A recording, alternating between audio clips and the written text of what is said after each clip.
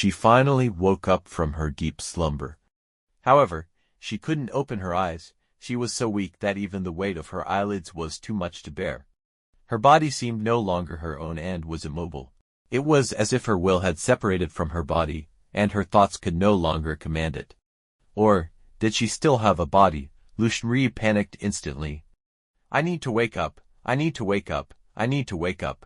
Perhaps driven by an unprecedentedly strong survival instinct, this thought grew stronger until, at a certain moment, it felt as if the previously disconnected interface reconnected. She still had no strength, but she could start to sense her surroundings. The air was filled with a mixture of breeze, earth, water moisture, and the scent of grass. She could hear the sound of leaves rustling in the wind and a sort of rubbing noise coming from not far to her left, like a living creature moving. Her body could feel that she was lying flat on her back on a hard and uneven surface, with a thin mat separating her from the ground. This wasn't her home. What's going on? I remember I should be sleeping in my wellness pod. Where is this? No one could answer her. Kidnapping. And this feeling of being unable to move, it seemed like a reaction to being injected with a muscle relaxant or something similar. Most importantly, this place, so close to nature, definitely wasn't near any town. Could it be in some kind of nature reserve? Before she could finish her thoughts, her surroundings changed. Several footsteps approached, specifically towards the living creature on her left. You're here, Doctor, a woman's voice came from that direction. The moving creature was probably this woman. Doctor, is this a hospital? But what kind of hospital would be in such a place? Has anyone woken up? This time, a young man's voice, presumably the doctor, spoke. Doesn't seem like it. You should check. The man referred to as doctor responded and walked a few steps towards her. After a brief rustling sound, there was a short silence, probably him examining someone. Then more rustling and footsteps, the doctor repeating his actions, getting closer to her. On the fourth examination, his voice came again, making her shiver. This one is already dead. Take her out. The people who came with the doctor followed his instructions, lifting the person before him and gradually carrying them away. Did I hear that right? The doctor really said dead.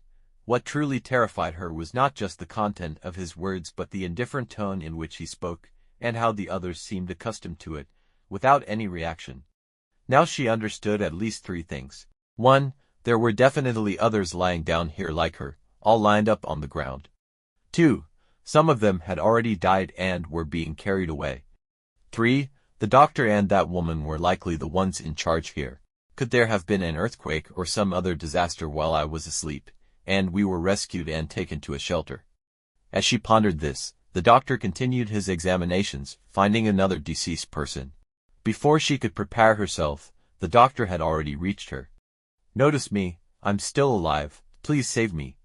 Lucian chanted in her heart, but she lacked the strength to say it aloud. She held her breath, her senses sharply focused on her touch. She felt the doctor first measure her pulse at her left wrist, confirming she had a pulse. Then he placed 2 fingers on her right eye, lifting her eyelid. Light streamed in, and her eyes, stimulated by the sudden brightness, welled up with tears. Perhaps due to the need to perform many examinations, the doctor's movements were impatient and rough. Feeling uncomfortable, she involuntarily squinted. This reflexive action didn't prompt a judgment from the doctor, who carefully examined her pupils and noticed her looking in his direction. Are you awake?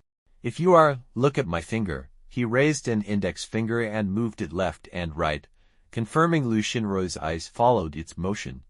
Through the tears in her eyes, she couldn't clearly see her surroundings, only the vague silhouette of a figure. Despite the discomfort of having her eyelid held open, she complied with the doctor's instructions. Swallow, she seems to be awake.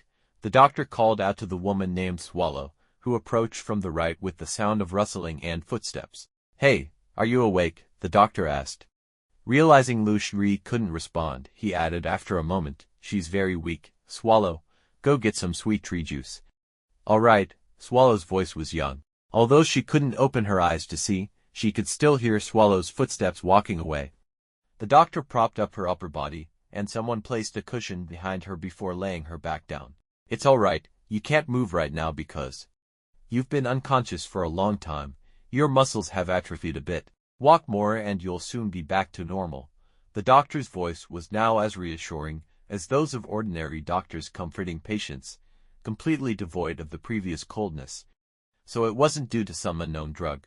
One question answered, and more questions emerged. Wasn't I sleeping at home? It was an ordinary day, so why did I fall into a coma, and for so long that my muscles atrophied? Are the others here also comatose? What caused so many people to fall into a coma? If I hadn't woken up in time, would I have died in my sleep like the person carried out earlier? Lushri was both trembling and confused, unable to speak out her thoughts. But at least she was now certain the doctor and Swallow wouldn't harm her for the time being. Swallow's footsteps timely approached. You feed her. Swallow didn't respond verbally, probably nodded. One hand supported her, while the other brought a bowl to her mouth, carefully parting her lips with the bowl's rim. She used all her strength to slightly open her mouth, letting Swallow pour the contents in bit by bit. This sweet tree juice wasn't actually very sweet. It was semi-fluid, somewhat like honey in texture, but slightly bitter, though it left a sweet aftertaste, probably why it got its name. You haven't eaten for a long time. Drink this first to sustain yourself, the doctor explained from the side, then instructed others nearby. She's awake now. Leaving her here might cause infection. Help move her too. She can stay in my place, all women there. More convenient, Swallow interjected. All right, take her to Swallow's room.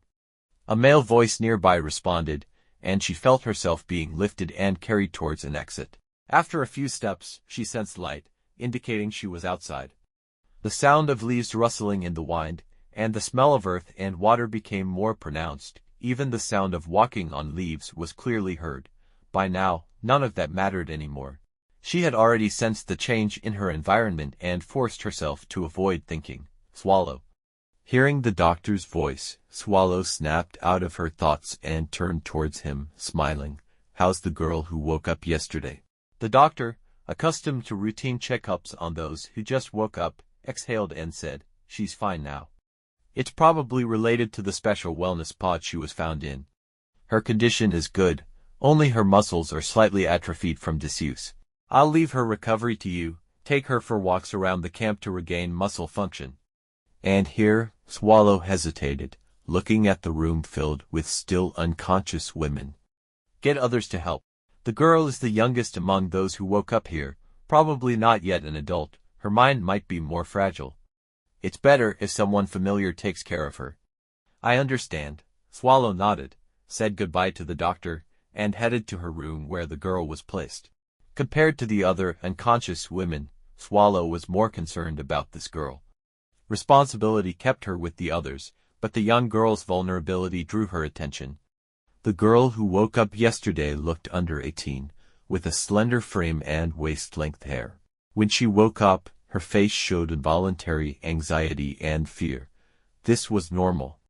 Most people in this camp who woke up were physically strong, aged between 20 and 35. Even these people sometimes reacted hysterically upon understanding their situation. Undoubtedly, the girl was the youngest to wake up, and her fear made Swallow especially concerned. When Swallow entered the room, she saw the girl sitting on the bed, noticing her presence and turning to observe her with curiosity. It seemed she had regained some strength. Swallow thought, greeting her more gently than usual. Hello, do you remember me? We met yesterday. I'm Swallow. I remember your voice. The girl nodded, her voice hoarse from disuse, speaking haltingly. Hello, I'm Lushri. Swallow sensed her hesitation when giving her name and smiled reassuringly. Can I call you Shri? When others ask your name, just say Shri. It's a special habit in our camp, only needing a simple name. Your real name is for you and important people to know. Okay, Lushri gave a weak, puzzled smile. This habit started when the camp was first established. Distrust led to people using aliases instead of real names, which evolved into a unique custom. I'll get you some food and water. Wait here for me, okay? Lushri nodded, watching Swallow leave and quickly return with two bowl-like objects. Swallow knelt by the bed, placing the items down, and used the water bowl to feed her. You haven't eaten for a long time. Drink the sweet tree juice to nourish your stomach first.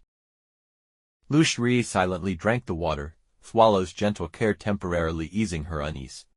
Despite her curiosity, As she gained strength and observed her surroundings, doubts began to cloud her mind. The room was circular, about 5 meters in diameter, with walls resembling tree bark, and a high ceiling hidden in shadow. The floor was covered with dirt, and there were several makeshift beds padded with dry grass, one of which she lay on. Through a light-gathering hole in the wall, she could see a vast forest outside.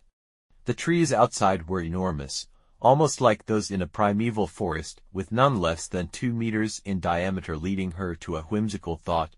Was she in a land of giants? Swallow watched her finish drinking and asked, "Can you get up now? Let me help you walk around to recover your muscles." "All right." Lushri allowed Swallow to help her up, and like a toddler learning to walk, she stumbled step by step towards the room's exit. As she stepped out, the light seemed to dazzle her. She squinted for a moment, then adjusted. Before her was indeed a forest with giant trees. She turned back, unsurprisingly finding the room was a hollowed-out tree trunk. "Where exactly is this?"